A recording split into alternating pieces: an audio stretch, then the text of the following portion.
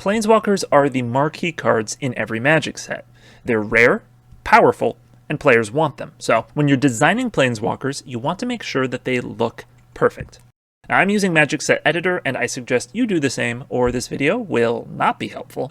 You can change a card to the Planeswalker frame under the Style tab here. Here's the main frame walkers, M15 Planeswalkers. Of course, we have a lot of the same fields as a usual card. You know, you got the name, mana cost, card type, rarity symbol. But the fun part is the text box. So your Planeswalker should start with 2 ability stripes.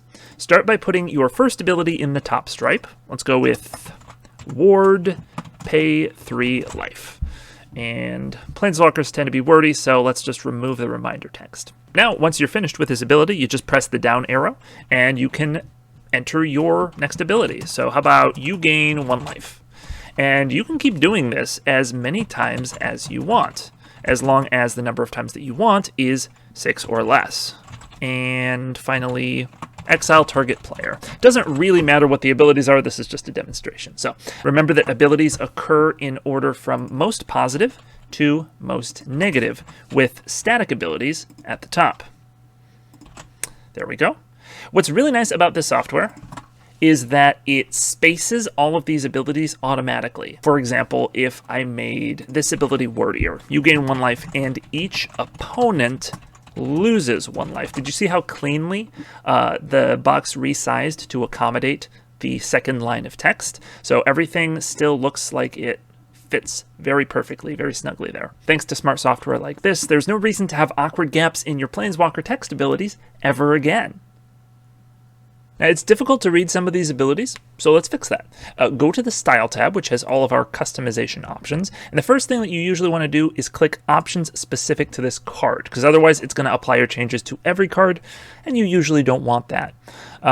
So down here in the opacity box, let's just put in arbitrary numbers until it starts to look good. Ew. Also ew. Slightly closer. Okay, 1000 seems to do the trick. Take a look at that difference. Now, I like the new +2 ability, but I liked it better when it all fit on one line. I can set the size of the text manually here to make it fit. So 10.4, I did some testing and I found that's the right number. So now it all looks nice and clean, except the top and the bottom here, you can tell look a little bit squished. So I'm going to want to fix that using the combined chop box. Basically, you want to put in 2 numbers here separated by a comma. And the first number tells the program how many pixels of space to reserve at the top. And the second number does the same thing for the bottom. So everything in the middle just sort of squishes together, and that looks really nice.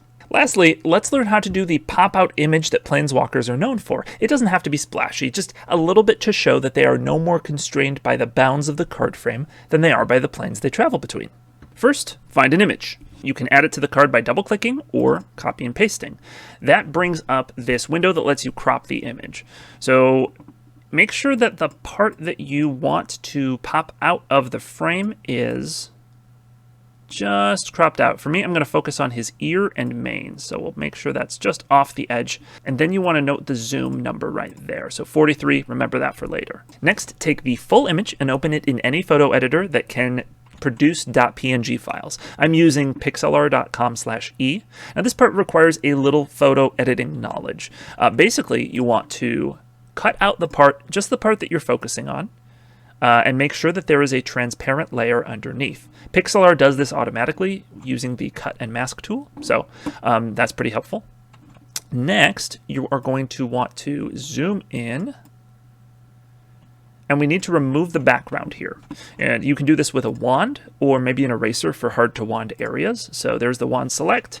Looks pretty good. Got a little bit of his muzzle there, but not a huge deal. I'm not focusing on perfect, just proof of concept. So once you've done that, all you got to do is export as a PNG. Now go back to MSE, and in the Style tab, the first line is called Popout Image Style. When you enter a set of 4 coordinates, it creates a box in which an additional image can be placed on top of the card. The order of the numbers is horizontal coordinate, vertical coordinate, width, and height. That last comma is very important. Notice the box does not show up until I add it. Now, my zebra head was a little bit wider, so I'm going to increase that coordinate. Now, just go back to Cards, and double click on your box to load in the PNG file. And this is where the zoom from earlier becomes important. In order to make sure the two heads are the same size, we want to use the same zoom. So 43, then we just center this zebra head and hit OK. Now clearly it's a little off center. So we need to go back to style and mess with these first two numbers in order to get it looking good.